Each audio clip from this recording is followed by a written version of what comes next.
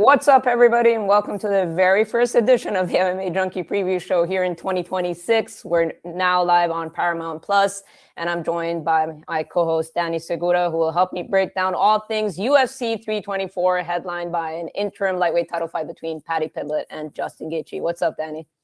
Hey, Farah, how are you? I'm doing good. It seems like it's been forever since we've last had a UFC, pretty massive break here, but I know the UFC always has so many ideas of what they want to do, and not all of them materialize. I'm sure they try to get every big superstar on this card, but I think this is a pretty solid card overall, considering what they had to work with, right? Yeah, it's good. The prelims are pretty good. Obviously, there's been some losses, some important losses, but overall, it's a good card. Yeah.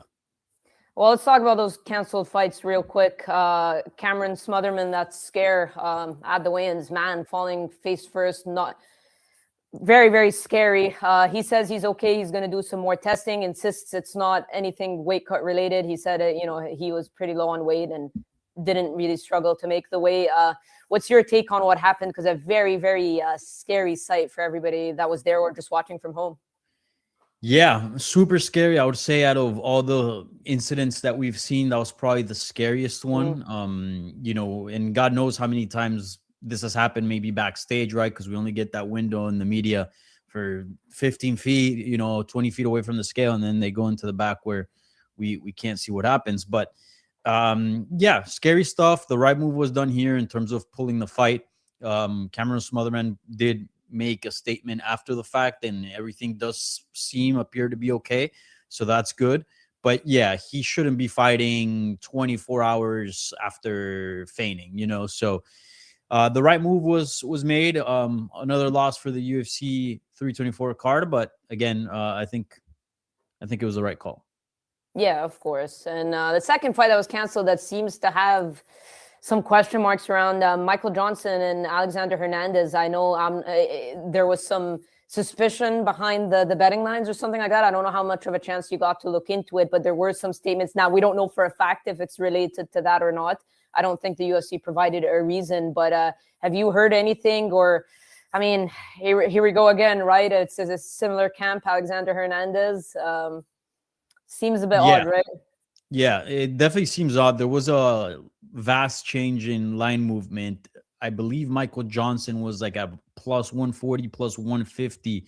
And then just a few hours away from the event, just a few hours ago before the fight got pulled, Michael Johnson, it was almost at a pick'em. He was at a minus 115, and Alexander Hernandez was at a minus 110. So, yeah, weird line movement. It could mean that just a shit ton of money came in for Johnson. Again, much like the Isaac Dulgarian and Jair Del Valle fight, I was picking the underdog. Everybody knows from the people I've been following me, I picked Jair to win and to finish, which again, the result didn't surprise me. And then in this fight, I was one of the few guys that was saying like, hey, this guy's a live underdog. He should be the favorite. I think he's better than Alexander Hernandez.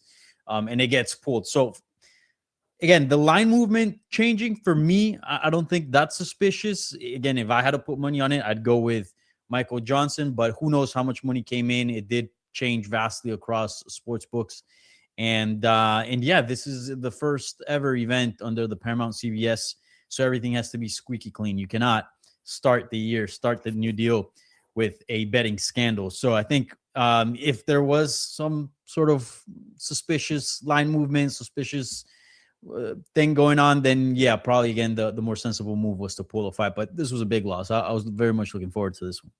Agreed. And Michael Johnson is always interesting to watch, right? Because you just never know what version you're going to get of him. And he's still hanging around, season 12 Ultimate Fighter finalist. He's still trucking. I know he trains with some really tough guys in Florida. So same thing. I was looking forward to that one. But yeah, it just the timing of it all, because it didn't seem like there were any issues, and we didn't get a reason, right? Like we didn't get like an official statement as to why it was canceled, but it'll be And very Alexander Hernandez has trained in Colorado, right?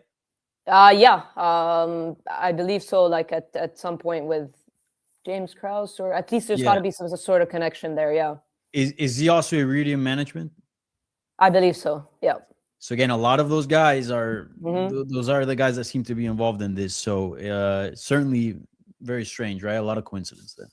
Yeah, something to monitor for sure. But we still got some decent fights on the card. Anything you want to highlight in terms of the early prelims? I know Charles Johnson's always fun to watch. I mean, this is a guy who's pretty active. He Yeah. does have some really good wins, obviously, over the current champion in Joshua Van.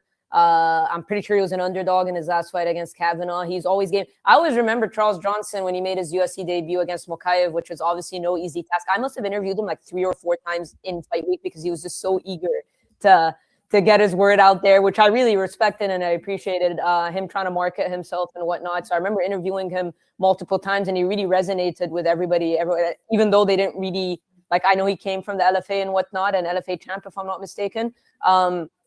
But he obviously wasn't well known to the mainstream, especially making his debut in London. But I saw a lot of people resonate with him, and he's put together, quite a streak. I know he fights anybody as well, right? Like, this guy will take on anybody. So what do you make of just Charles Johnson in general, like at flyweight, especially that it's not that deep, right? Like, you feel like, one or two wins can get him right up there.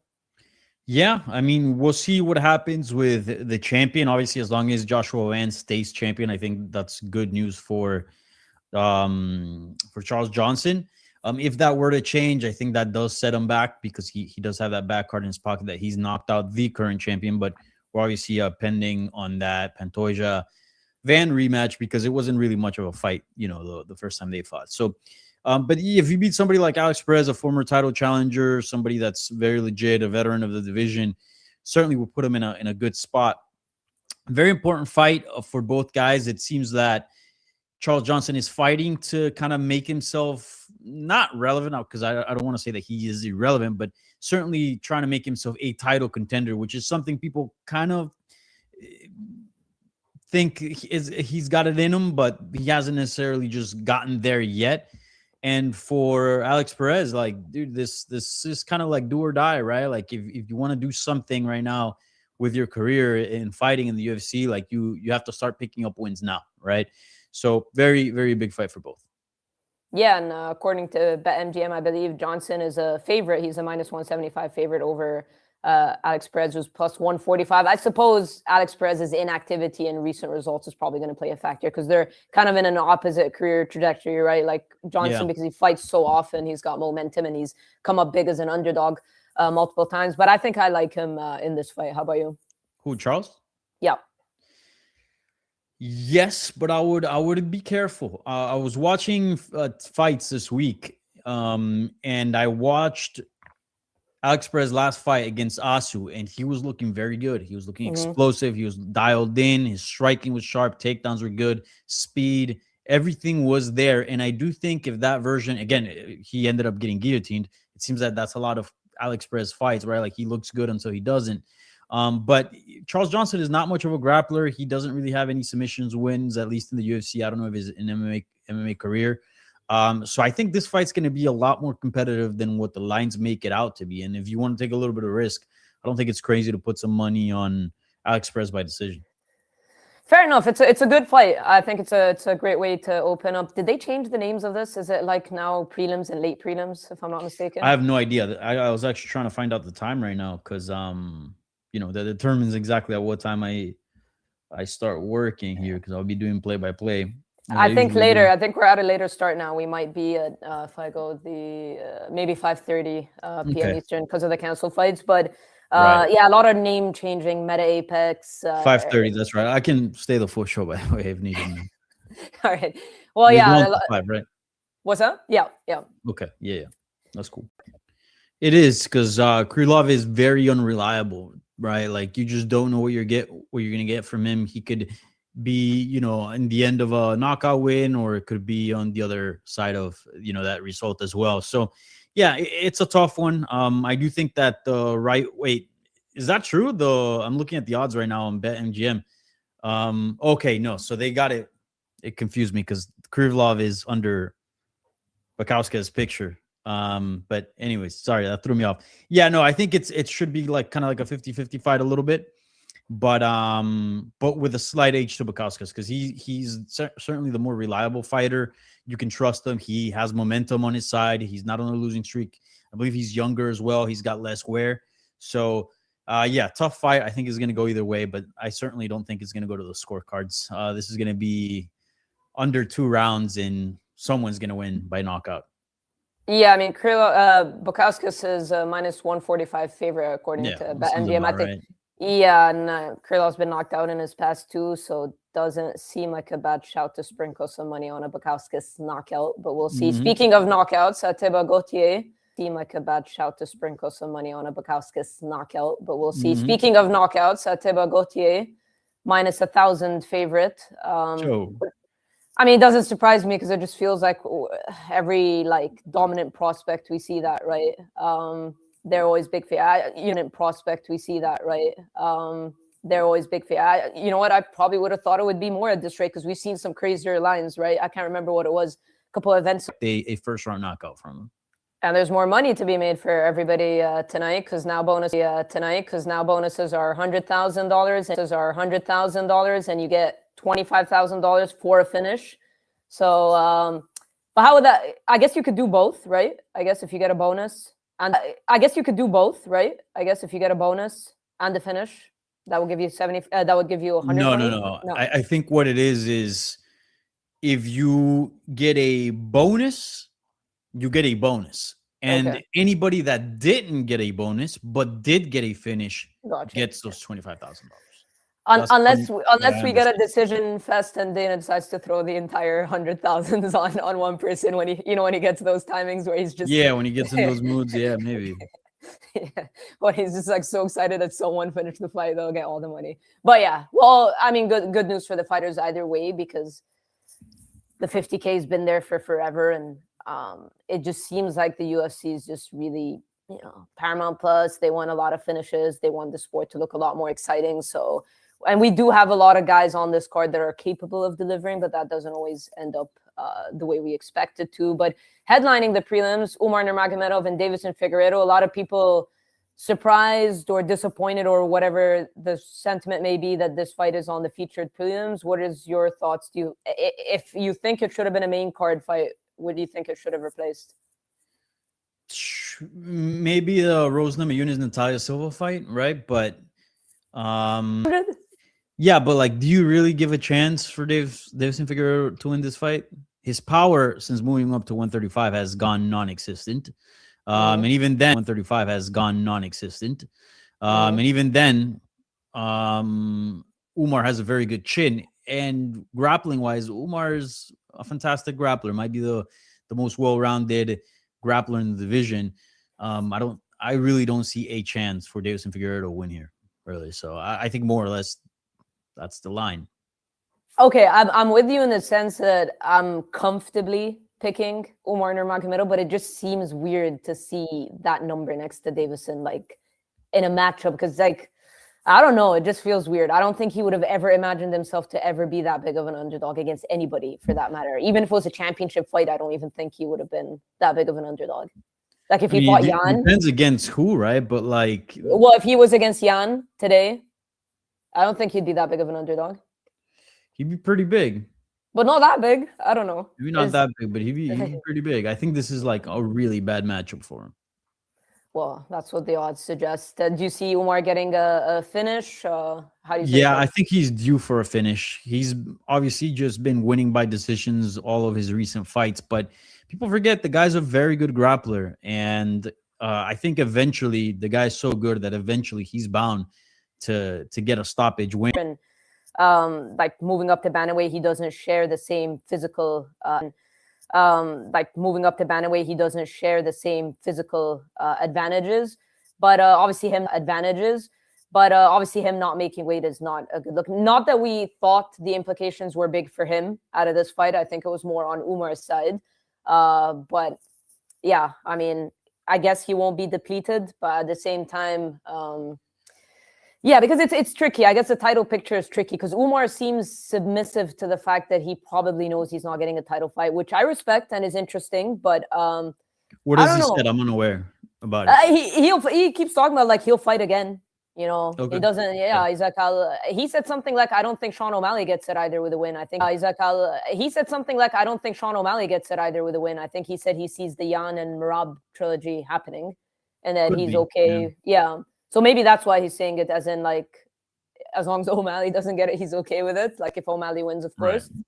But we obviously don't know what the UFC is trying to do with Yan and Merab. But either way, a win, because, you know, Ramadan's coming up and he will have just fought anyway. It's not like he's going to fight again. It's fine for him to fight after Ramadan. But I guess it's all going to depend on who's ready. So he can position himself. But I don't know. I just feel like, you know, with the way, so he can position himself. But I don't know. I just feel like, you know, with the way things are going, the Paramount era, the increase in bonuses and stuff. With the way things are going, the Paramount era, the increase in bonuses and stuff. If Sean O'Malley goes out there and looks spectacular, wouldn't be surprised if UFC tried to push for that.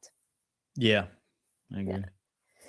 Well, before we talk about that fight, we've got other ones. Arnold Allen, John Silva. Card for UFC 324. And yeah, it's also a very good test for John Silva. It's a very good test. He's definitely taking a step down in competition. I do think that Diego Lopez is a much tougher fight than Arnold Allen, but yet he's still staying within the realm of getting a big name, getting a recognizable name, getting a big name, getting a recognizable name, and getting someone that it's probably, in my opinion, like a top 10 talent. Sorry. So yeah, I mean, it's a great opportunity for him. If you were able to like win this, I think a lot of like what he lost from the Diego performance, he can put a good amount of it behind, especially because Diego's about to fight for the belt. Imagine if he becomes champion, like all of a sudden that defeat doesn't look that bad. And even then, I see people as like you just talking about John Silva, that like even in defeat, he still looked good against Diego Lopez. So I think it's a perfect opportunity for him to bounce back. Personally, as just like an analyst and from the sport, I would like to see a little bit more calmness. I wouldn't mind a decision win. I don't think that he needs to go for the knockout. It's nice that he's got the ability to do so, but I think we kind of want to see, at least me personally, I kind of want to see somebody that can manage the fight a lot better, that can make smarter decisions and not play it safe, but not risk as much. And yeah, we'll see. I think he's got the perfect opportunity here. I think he's, you know, go out there and submit you. He's not like a huge submission threat, and he's also not a huge knockout threat as well. So again, good test for John Silva. Very much like this fight. Honestly, I didn't know Arnold Allen was ranked at number 6. So I'm pretty surprised how high he's ranked. But yeah, it makes sense. This is would be a good leap up the rankings for John Silva, who's at number 10 right now. So I understand the matchmaking there, because we've got ranked above John Silva, Brian Ortega, who knows if he's sticking around at featherweight. You've got Steve Garcia, who's on a nice streak. Yusuf Zalal. He's got a 55-fight book, no? Ortega? Yeah. I keep getting confused because I saw the rumor of it's such a rankings. But anyways, you got Steve Garcia. Yusuf Zalal's been linked to Aljamain Sterling. Don't know what's happening with that.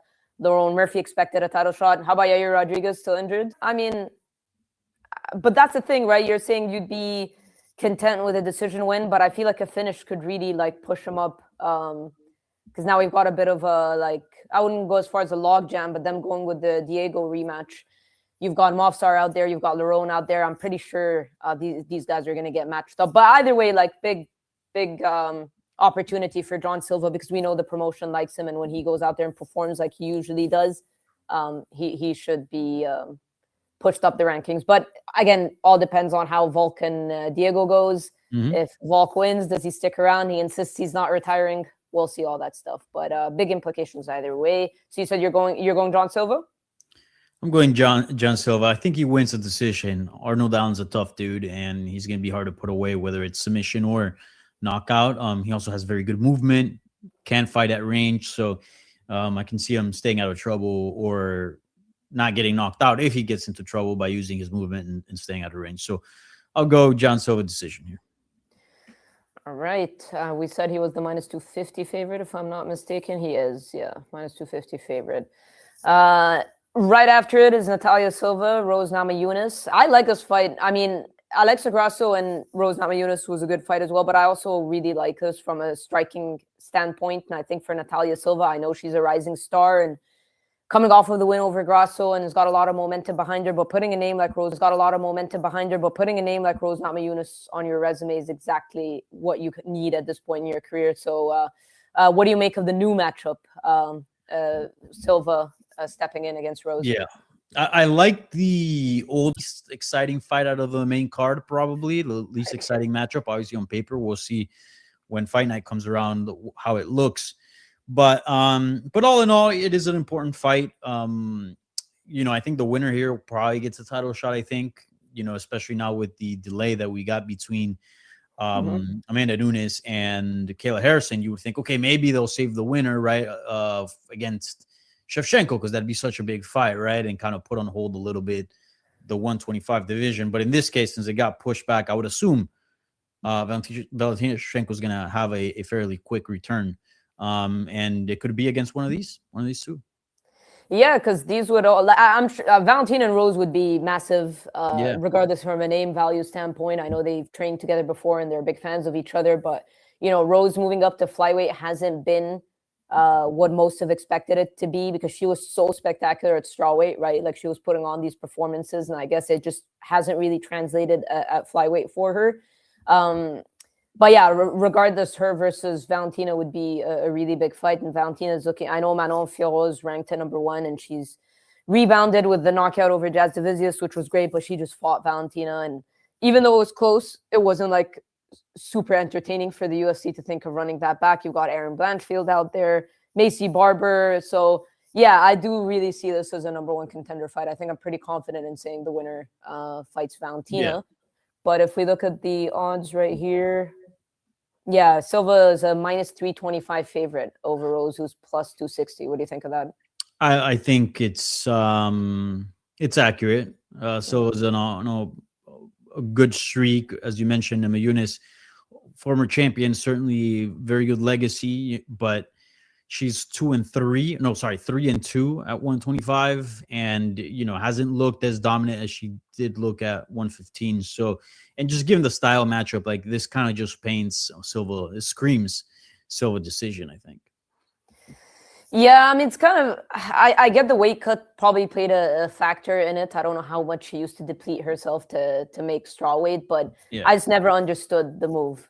Like, yeah, it mainly just seemed like a lifestyle choice. I don't think it was a forced move to flyweight from what I gather. It doesn't seem like she couldn't make the weight anymore. There's some fighters that just physically simply can't do it. That didn't seem her case, but she just wants to feel healthier, and we kind of know her style. She's all about wellness and all that. So I can totally see a world where she's like, look, I've already been a champion.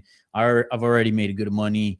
Let me just fight, even if it's not at my full potential. I can still be a good level fighter. We're talking about somebody that's maybe a win away from fighting for the world title, and just be much healthier. Yeah, because I think, because obviously she had that snooze fest against Carlos Esparza, lost the title, and then Zhang Weili ends up winning the title, and she had 2 wins over Zhang Weili. So I assumed she would stick around because she, would have had her case there, but then moves up.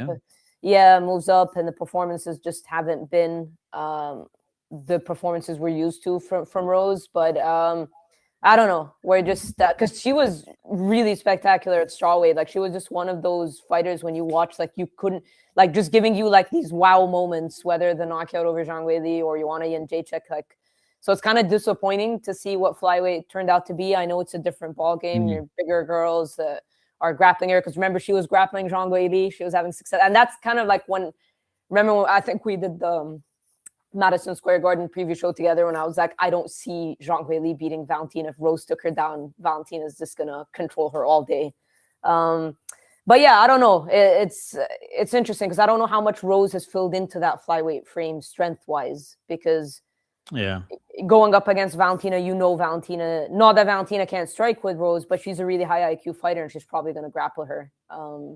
But yeah, she has to get past Silva first. We'll see how that. She talks about going back to her taekwondo roots and stuff, but do you feel like it's just going to be outpointing from Natalia, or do you feel like we're going to get some good exchanges? No, I think it's going to be a fight where we'll get some good exchanges. Rose, no matter who she's up against, she's always going to be competitive. She's that good, right? Yeah. And she'll have her moments as well, and she's a very creative fighter. But overall, I think the size is in favor for Silva. The momentum is in favor for Silva.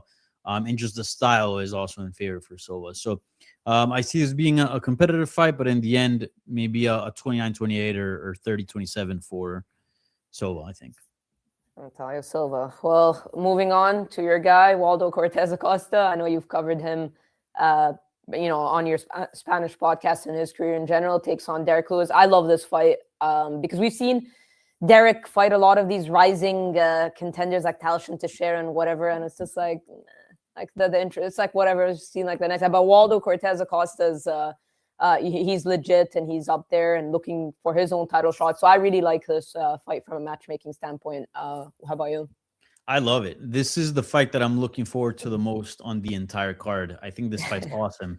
I think this is the definition of a heavyweight matchup, right? We'll see. Yeah. Obviously, on paper, we'll see come fight night. Hopefully, it's not, and I knock on wood, it's not an Ngannou Lewis situation because we thought that was going to be insane, right? But if you had to look at like the classic definition of a heavyweight bout, it's this: two guys that move forward, that are big, that got tons of power, that are tough.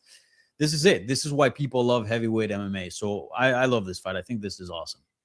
What do you make of Waldo's run? Did you expect? I know he's been super active, but did you expect him to be like where he is this quickly? No, and I don't think he did as well. I mean, a year ago, nobody was really talking about him. Nowadays, he could be fighting for the belt next. Obviously, we'll see how the division shakes out. And on top of that, not only merit-wise could he have a case for being next at the title, but people really like this guy and people are really getting behind this guy. And it's almost when once you cross languages, and you speak multiple languages, so you would understand this, but once you cross languages, it's almost as if you cross worlds as well, right? I've experienced this with Ilia Topuria and many other fighters where, I see him super popular on the Spanish side of things and doing crazy numbers on Spanish media, this and that. And in English media, he wasn't really talked about, nothing. And I was like, what the hell's going on? A huge discrepancy between the two. And over time, obviously, he became champion. He's done historic things. So that kind of cut up on the English side of things. But and that happens as well. Michael Morales, like many other fighters, I can give you an example where they were first more popular in their native tongue, which obviously makes sense. There's a bridge you got to cross in terms of language. And that obviously comes after. But with Waldo, it's been a little bit interesting because it's kind of been simultaneously. Like, yes, he's extremely popular in Latin America and in the Spanish side of things, but that's also been almost at the same time with the American side of things. Like I don't know if it was the whole eye poke thing. It probably was a combination of things, the results, the frequency, everything. But it's really turned out that like he's become popular across the board and people like him and he's making heavyweight exciting. I feel like everyone was kind of down on heavyweight, and rightfully so, especially some of the recent results. But, if there's sort of a light in all this darkness at heavyweight, it is Waldo, right? He's funny. He's exciting. He gives you finishes. It's everything you want from a heavyweight. And what do you feel like the implications here? Because like you said, there's so many question marks regarding Tom Aspinall's return. He needs to, I don't know if he's gotten the second surgery on his eye. He still needs to be cleared. He still needs to jump into training camp. I know Gan has been out in Dubai training. I think it was at the African Cup, not to like last week or whatever, but he's been actively training. You brought it up, but I didn't. Okay, no, that's all I'm gonna say. I'm not bringing up the African Cup again. But yeah, he was there, and I think a lot of people thought rumors, Alex Pereira, Cyril Gan. I think it was Joe Rogan who put that rumor out there on his podcast, and we don't know. Obviously a lot of question marks, but do you see the UFC moving on? I don't feel like we get Gan and Aspinall next. I feel like we get Gan and somebody. I don't know Derek Lewis if we get a rematch because they've already fought if Lewis wins, but maybe Waldo. I don't know Alex Pereira, what he's doing, but I just don't feel like Gan and Aspinall is the next heavyweight title fight we're getting. Yeah, it's all going to come down to the timeline. I do think that if the UFC can make the immediate rematch between Tom Aspinall and Cyril Gan, they'll do it. I mean, that was the original plan from, hours after that whole incident happened, right? We saw it with Dana White. But obviously, if you can't see and if you're not able to compete, then you obviously can't, and you can't make the fight. We know that Tom Aspinall already had the first surgery.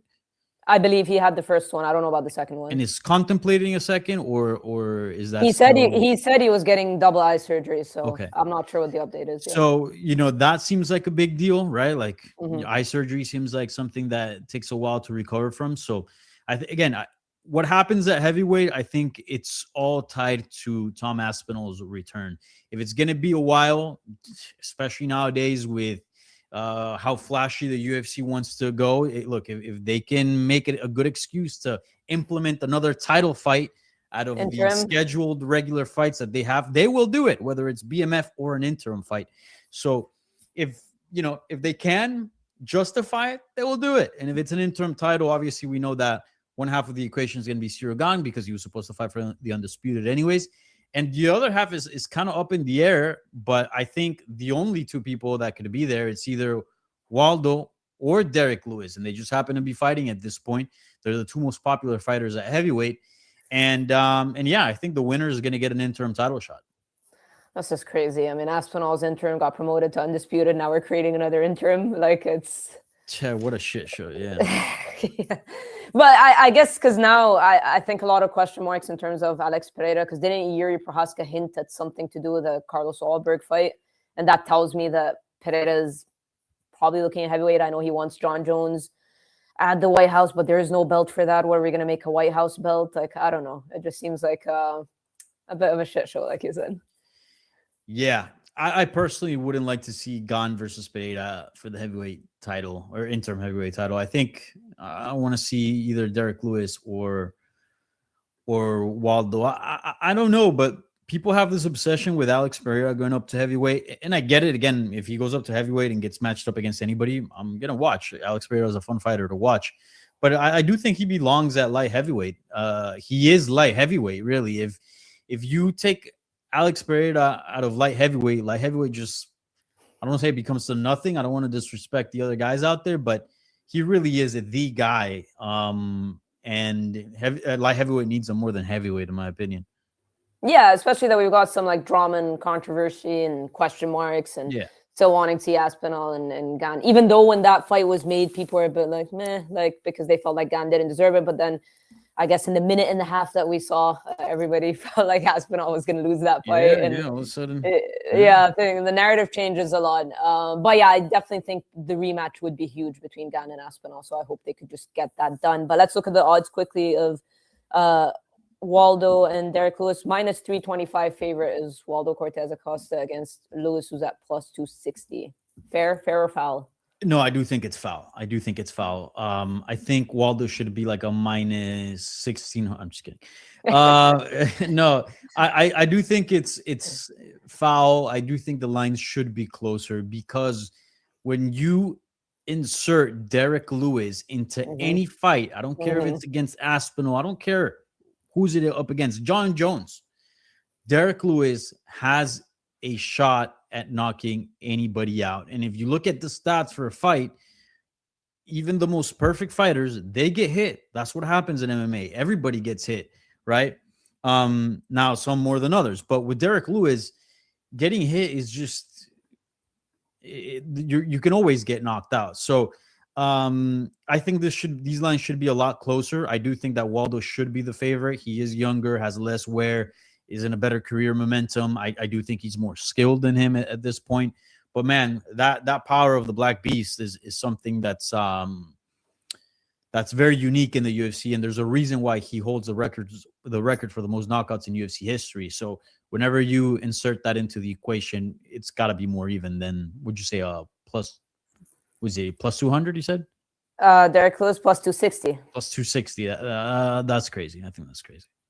Well, he's predicting that he's going to knock out Waldo in the first exchange. So could happen. Yeah, right after he hits him in the nuts and pokes his eyes out. Yeah, and takes the shorts off and does the salsa dance. Yeah.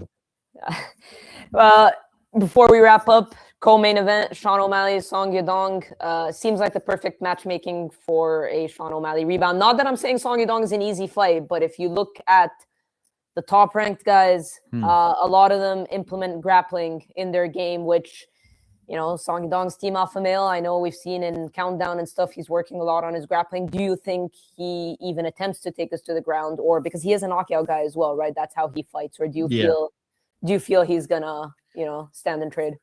I feel like he should attempt for fight is how good his takedown defense has gotten. Merab had a lot of trouble. Yes, Merab eventually got him down, but Merab eventually gets everybody down except I guess for Peter Yan now. But yeah, the guy has gone a lot better. Even against Delashvili, where he lost, he still has shown improvement. And I don't think that Yadong is gonna be able to take him down. Maybe he can get like some sort of trip at some point after a crazy scramble, catch him off balance, but consistently be able to get takedowns, I don't think that'll be the case. Yeah, I mean, I don't know. It's easier. I'm sure he'll probably try to go for it's 3 rounds as well, which is what which makes things interesting. I don't know. I just feel like it's kind of a perfect rebound fight. I mean, I think so. Sean's got the size, the range on Song Yadong. We obviously know he's very good on his feet. Let's see how big of a favorite he is right now. He is a -220 favorite, plus 180. Song Yadong. I think that's fair. Very fair. Yeah. Let's actually, I got some individual odds here. Let's see. Okay, so Sean O'Malley by knockout is at plus 275. By decision is at plus 100. And then you've got Song Yadong by decision at plus 300. By knockout at plus 600. So what do you like here? I like the decision. Sean O'Malley, yeah, he's a sharpshooter. He's got power. He's got accuracy. But Song Yadong's tough, man. He's very, very tough. And he's got good striking. Like defensively, he doesn't really leave himself open enough to get cracked like super, super clean. And again, also he's tough. So even if he does, I think he should be able to take a shot from O'Malley and be able to keep fighting. So I don't see O'Malley finishing Yadong. And I think, the better fighter is O'Malley. So that's why I think the decision makes sense. O'Malley decision is probably the most likely outcome here. Yeah, that's a plus 100. And Song's never, I mean, he's been finished by TKO by Corey Sandhagen, but that was the cut, right? Yeah. But outside of that, he's fought some tough dudes. He fought Piotr Yan. So he's fought some tough dudes and not been finished. So I like the decision line as well. But do you think Sean O'Malley win is enough, period, for him to potentially get a title shot? Or do you feel like he has to go out there and do something spectacular? I don't know. I think this whole card is a little bit of an audition, right? I don't think it's crazy to think that Umar gets a title shot. I do think they're going to wait and see who's the one that looks best, who's the one that the crowd reacts to most, right? I mean, if you look at just the main event, right, there's a reason why Paddy Pimblett is fighting Justin Gaethje and Arman Tsarukyan's not in there. I understand Arman Tsarukyan is now very popular with all the efforts he's been doing media-wise, but this wasn't the case a few months ago, right? So I do believe O'Malley has the best chance right now just because he's the most attractive, most popular name. But, man, if he goes out there and has a fairly boring fight against Yadong and Umar Nurmagomedov goes out there and quickly submits Davison Figueiredo and has a good promo, I can see them leaning towards Umar. Or if they both have bad performances or both lose, who knows? That can happen as well. MMA is unpredictable. Then I think the UFC has a very solid option with the immediate trilogy bout with Merab and Peter Yan. So they're just kind of going to weigh out their options, see what happens. But again, I think if all of them look spectacular, it goes to O'Malley, unfortunately, and I say unfortunately, not because I don't want him to get a title shot, but because I do think he's the least deserving out of those two, or those three. Sorry. Do you think a trilogy is not the first thing on the UFC's mind, considering Merab doing them a solid, fighting for title fights in a year? Do you think they could actually contemplate? It's because of, I think what it is, it's like the desperation of getting specific fights on specific events. So if we're talking about the White House and if they're trying to get an American to fight for a title at the White House, then O'Malley just ticks that, I guess. But it just would seem a little crazy for the UFC to not give Merab a trilogy. I don't know. But look, and I'll say this, if any fighter is watching this, the UFC doesn't owe you shit. Yeah. And just because you did a favor doesn't mean they're going to pay it back. They will pay it back if it's in their interest, kind of like they're doing with Diego Lopez, right? Diego Lopez has done tons of favors for them. And it is in their interest to have this fight against Volkanovski because it's the more exciting fight of the division. And for the casuals, it's certainly the better fight. The first one was awesome. I was there in person. Yeah. Would it be in their interest to have Dvalishvili fight again? I don't know. I think they would want O'Malley to be champion. I think they would want O'Malley to be champion. So I can totally see a world where they skip over Merab. Again, the UFC doesn't know anything to Merab. There's no contract. There's nothing in writing that says that he needs to get an immediate trilogy bout. At least in boxing, you get rematch clauses. Here in the UFC, that's not the case. So yeah, I can totally see a world again, and I'm not saying this is what I want to happen. I think if Merab wants a trilogy bout, he should get it. He's done enough to warrant that respect, that honor. But the UFC plays under different rule sets. So if O'Malley looks good, I don't like his chances of getting that trilogy bout. I mean, Umar and Petr Yan's very sellable as well. I mean, that's a very high level fight. So yeah, it'll be interesting. I guess you're right. It'll be very performance dependent, and when Yan wants to fight, because I don't know, like Yan is not a guy they have to have at the White House, right? That's probably not even what they're thinking of. But if O'Malley enters the equation, then so I don't think Yan and Merab is a fight to have at the White House, right? No, neither is Yan and Umar. That screams UFC Abu Dhabi headliner, not the White House. I do wonder that those scream UFC Abu Dhabi headliner. I do wonder how they're gonna cater this White House event, right? Because part of me says like, okay, yeah, they're gonna go with the American talent. That's, I mean, it's America, right? White House, etc. But sometimes the UFC just doesn't really care about that. I mean, we live in a world where Noche UFC, that celebrates the independence of Mexico, was headlined by a guy from Georgia and a guy from Montana. You know, with no Mexican blood or nothing. They don't speak Spanish, nothing. And I've seen random ass fights of two fighters that have nothing to do with a country be fighting in a specific country. And then the next week, the person from the country, it happens a lot, I feel like, with Canadians, right? Like Canada, and all the Canadians get booked for all the fights around that event, but not that event specifically. So if it's just about making fun fights, I mean, Umar versus Petr Yan is just a great fight, right? So maybe they just go with it. I don't know. Yeah, I see what you mean. I feel like they might have specific ideas in mind, but then it just it's impossible for it to pan out the way they want it to. Like just the time, now they might be able to rebook Kayla and Amanda Nunes at the White House because that's what we expected. Now that Kayla's out and injured, those neck injuries can be a bit to recover from. So I don't know. We'll see. But again, let's pretend that fight it's not on the table, right? John Jones is doing John Jones things, and all this White House talk was BS. Conor McGregor can't get into a training camp and can't get fit, right? Like if you're running out of options, and you got to go with Umar and Peter, that's the fight that you do, you know? Yeah, well, that's kind of how it always turns out to be. Right. But let's move on to the main event. Justin Gaethje, Paddy Pimblett. I think it's safe to say you felt like Arman should have been 1.5. When I said that, like on, what was it, overreaction time or something, people went crazy on me. And I'm like, excuse me. When I said that Arman should have been 1/2 of this title fight, and I'm like, all of a sudden everybody's the moral police because they're like talking about, oh, he did this at the weigh-ins. Like, I get the UFC's viewpoint. Like he had butted Dan That's so stupid. That argument is so dumb. Yeah, like from a business standpoint. When has the UFC stopped giving fighters opportunities based on morals, like things they've done that are deemed like morally incorrect? Like, look at John Jones' entire criminal record and how many opportunities he's gotten. Again, I mentioned this on Spinning Backlick on Monday. Conor McGregor freaking literally attacked, jumped a bus full of people and threw a dolly through a window that cut up a bunch of people, had glass in Ray Borg's eye and couldn't fight. Like, he literally canceled fights because he physically harmed people.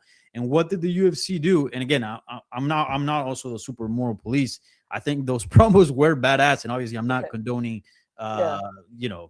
assault, but it certainly made the fight a lot more interesting, right? And there's a reason why the UFC used that promo, and it fed into the narrative, right? There's a reason why we see brawls. Look at the Diaz brothers, right? Like how much bullshit have they gone into, and the UFC uses that to promote a fight.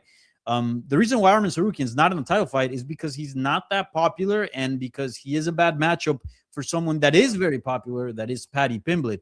But I guarantee you, if Arman Tsarukyan would have been just as big or close to as big as Ilia Topuria or Paddy Pimblett in terms of superstar, the UFC would have been using that headbutt, that, oh, look at this unhinged guy, this crazy guy, you got to come watch him. Yeah, that is 100% bullshit. Arman Tsarukyan's not getting a title shot because a dumb headbutt. It's other reasons. Yeah, like I was very surprised at everyone's reaction. Like, look what he did. Like, of course he's not. And I'm like, what are you guys talking about? Like, we're just talking about from a merit standpoint. Like, I've never been like insulted so much for an opinion. That seems so obvious to me. Look, I don't hate the Paddy and Gaethje fight, but it's a great fight, by the way. I'm looking forward to it. Yeah, 100%. And it is where we ended up. You know, Gaethje seemed like, you know, I don't know if it was his manager who initially put the words in his mouth about like threatening retirement if he doesn't get the title fight and stuff. But I just think it was, yeah. Yeah. But either way, it's a great fight between Gaethje and Paddy. I know Paddy just seemed to jump up the rankings without doing much. But I understand why. I mean, look, it seemed like they wanted to do him and Ilya, right? It seemed like he was the guy that was part of the title picture all along, at least I think. So, sorry, say that again? You cut off there a little bit. I said I feel like Paddy was part of the promotion's plans to be in the title fight. Like, he's the one guy that the promotion had in mind being one half of something. Yeah. I honestly think if Ilya didn't have those personal issues, we would have seen Paddy Pimblett surpass Justin Gaethje, surpass Arman Tsarukyan, and get that undisputed title shot at Ilia Topuria. But because of the situation, you got to make an interim. And because you want Paddy Pimblett versus Ilia Topuria, you got to put him up against a guy that's coming off a win, a guy that's a top contender, a guy that can also headline a pay-per-view, and also a guy that, out of all those criteria, you got to pick the one that has the least amount of chance of beating Paddy Pimblett. And at least on paper, comparing Tsarukyan, it does seem that Gaethje fits that bill more than Tsarukyan does. So, yeah, this is kind of tailor-made for Paddy Pimblett, right? The odds suggest that. The promotion kind of, I mean, we know exactly where this is headed. And imagine a fight between Ilia Topuria and Paddy Pimblett in London. I mean, that'd be huge. That'd be massive. Yeah, I mean, he's the one that got to face off with Ilya when Arman and Gaethje were in attendance as well. But yeah, odds are suggesting he's a -250 favorite. Gaethje's a +200. Yeah, I mean, Gaethje's always game. He's always dangerous. He looked good against Fiziev. I know he has the loss to Holloway. Didn't look good in that loss, regardless of the knockout itself. But right before it, he had knocked out Dustin Poirier. So, I mean, he's still got it, and he would be considered, you know, would you say Paddy's toughest test on paper? I think that's fair to say. Yeah, 100%. This is the toughest fight Paddy Pimblett has ever gotten, at least on paper. But yeah, this should be. Well, let's look at some individual odds. You got Gaethje by knockout at +350. Gaethje submission +2,500. Gaethje decision +550. And then you got Pimblett by decision at +550 as well. That's strange. And then Pimblett by submission at +100, which seems to suggest that's the most likely outcome. And then Pimblett by knockout at +400. What do you think of those odds?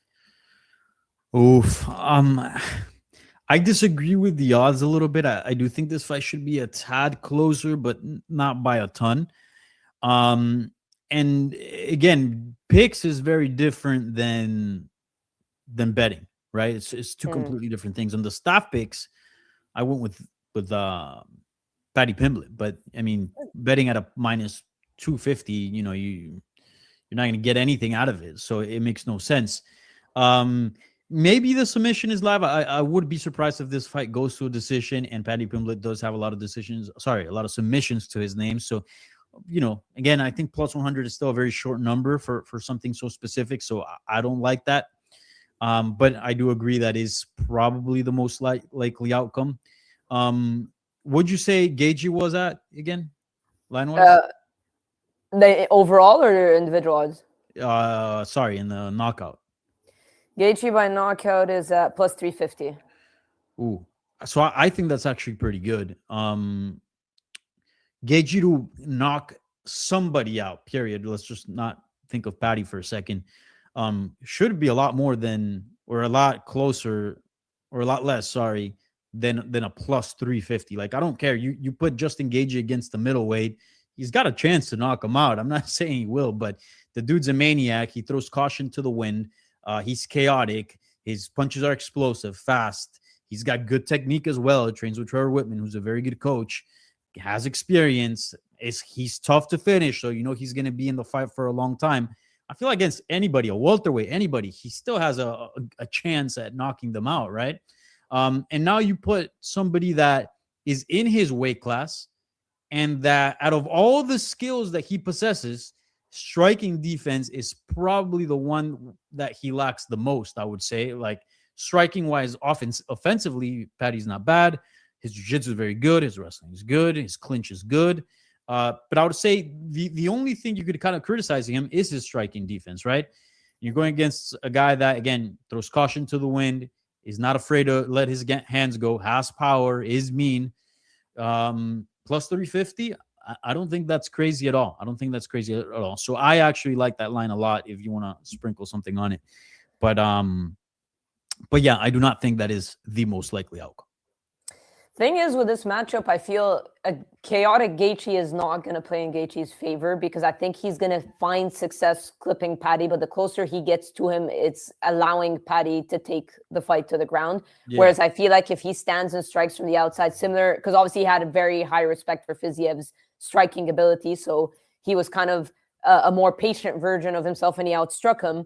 I feel like that would do Gaethje a lot better, but sometimes I feel like he can't help fight fire with fire, and Paddy's probably going to want that. He might eat a couple of clean shots, but that's probably going to play in his favor, right? Like, try to grab a hold of Gaethje and get him down to the mat. And I don't know. I feel it, even though I picked Paddy, I feel like this is very winnable for Gaethje, if that makes sense, if he keeps it from the outside. But I just don't see, I don't know, I just don't see Gaethje doing that with Paddy, because I don't feel like he has that respect for Paddy's striking ability like he did a Fiziev.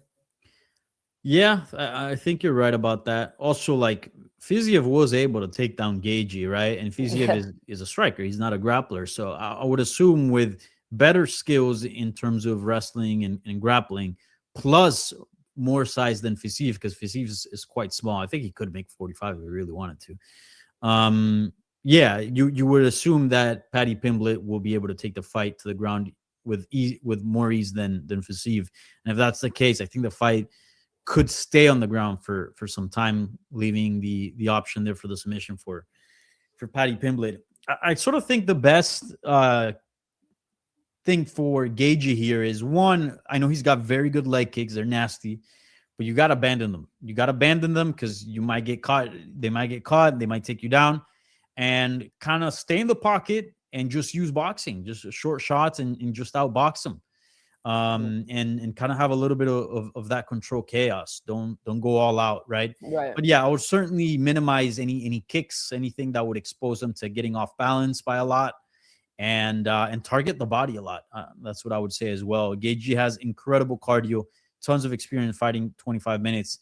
Paddy, not so much. And if you look at the weigh-ins, he still has a tough time. Although he always makes weight, he still has a tough time getting down to 155 pounds. So if you just target the body early, sure, he might take you down, tie you up, and stuff like that, and maybe round 1, 2, but 10, 15 minutes of body shots, then fighting a high-paced fight in a 4th, 5th round, that could be complicated. So that's kind of what I would advise to Gaethje. But obviously, I'm not nearly as smart in that area as Trevor Whitman, so maybe they got something cooked up, completely different that's a lot more successful, but we'll see. Well, Paddy's gone the full 5 rounds 3 times in his career, lost twice, won once. But I know, as a Cage Warriors champion, he's trained for 5-round fights before. But he seems to he seems to be confident that he's going to thrive in a drag-out war. He seems to think that this is going to benefit him better. But way it goes just sent us something. Or George, I'm asking for a friend, but do either of you have a 3-fight parlay that features an underdog or 2?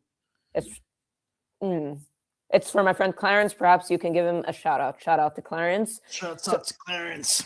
So yeah, do we have a 3-fight parlay that features an underdog or 2? I'm trying to think back of were there any underdogs we liked? I think we kind of went with most of the favorites, right? But let's say if we... Well, I liked Michael Johnson as the underdog, but they pulled that fight. Okay. Other than that, I'll tell you, Alex Perez, maybe? Alex Perez, I do think that's probably the best underdog. Yeah. Yep. The other underdogs we've got are Gaethje, we've got Song Yadong, Derek Lewis is an underdog. Derek Lewis, yeah. He's live, as I said. He's always live. Yeah, there you go. I'll throw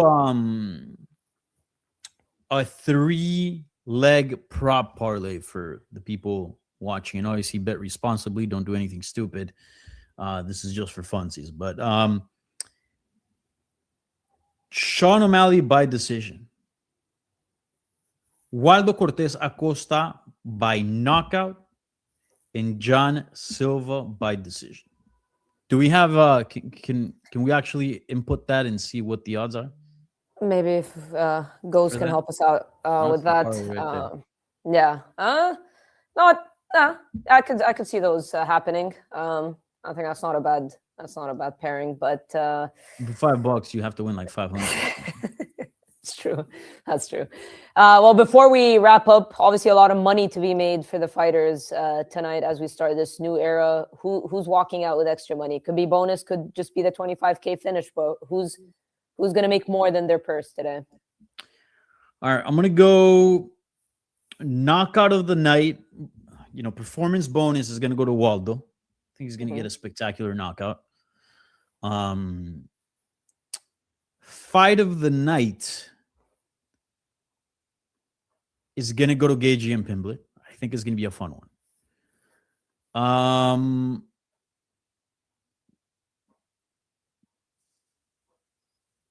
Atiba Gauthier seems like a...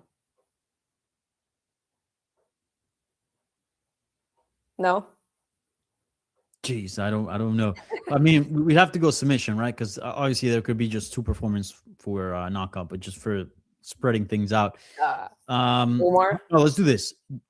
Paddy Pimblett gets a bonus for submission. Waldo gets a bonus for knockout, and Jen Silva and Arnold Allen get fight of the night. How about that? All right, that's fair. But nobody else gets finishes or what? Because isn't everybody gets a finish? That was getting a finish. Modesto's getting a finish. Josh Hokid is getting a finish. Ty Miller is probably getting a finish. I think Umar is getting a finish. And that's about it. And, main event's getting a finish, whoever either Gaethje by knockout or Paddy by submission. That's about it. You just named the entire fight card getting finishes. No. I did leave out Alex Perez and Charles Johnson. I left out Natalia and Rosa Eunice. So. Watch them be the only finishes then. Yeah. But I do hope they get some money. Yeah, money for everybody.